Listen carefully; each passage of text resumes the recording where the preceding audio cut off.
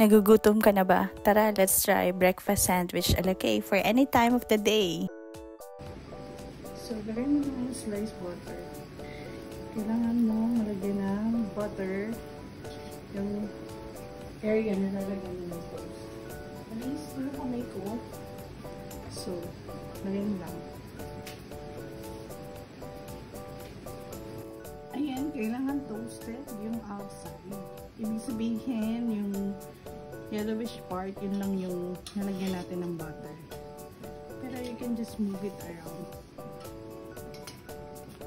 And then, syempre, dahil breakfast, kailangan may egg.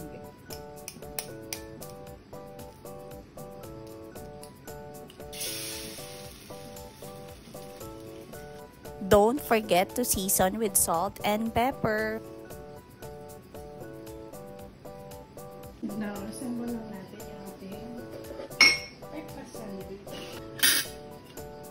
Yung toast. And, lagyan lang natin ng avocado slices. Kailangan tabi-tabi siya. Medyo usi. Medyo usi ang person. Ayan yun lang nagugulo.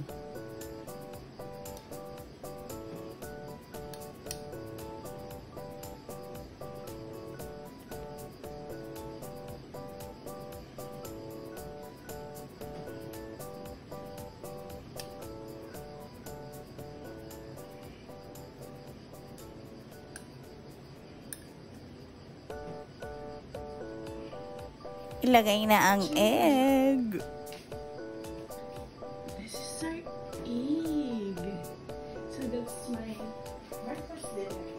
Kailangan natin ng cucumber for snacking. So that's it. For the tasteless person, yeah, medyo not so well in Vice Pro. So we have the toast, breakfast, sandwich for dinner, and ohoy, this is made of shrimps, flour, which is made into cake, that's ohoy, and then we have cucumber for snacking.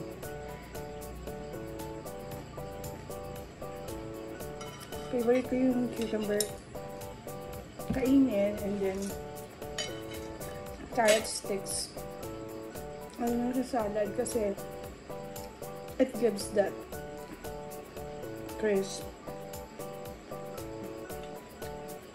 Hindi ko alam kung ba't may cutlery ako. Hindi ko pala gagamitin. Kainin natin.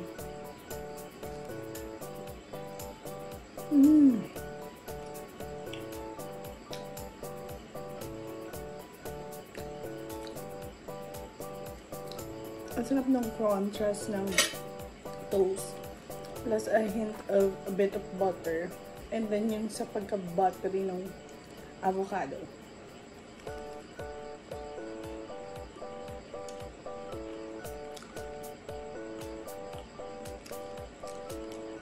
Hindi ko pa nakakain yung egg. I'm sure kapag natunaw yung or na-hit yung yolk kasi malasado lang siya. Mas masarap yun kasi it would ooze.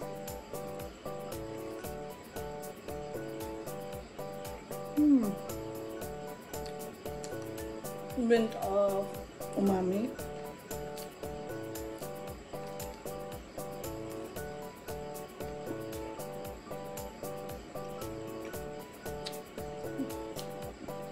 Ngayon I'm gonna bite into the yolk na.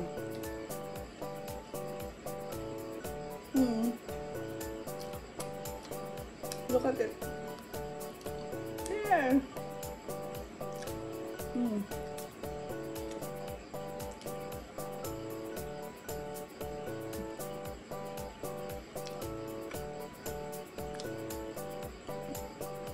This is so yummy.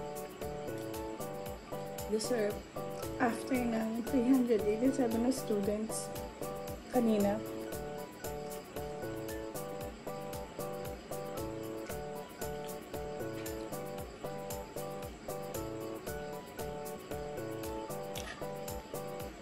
I'm gonna taste the okay.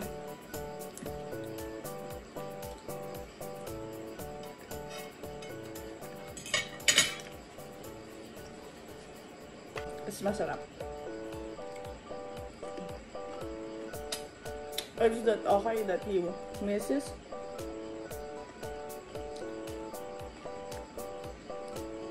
From your hometown.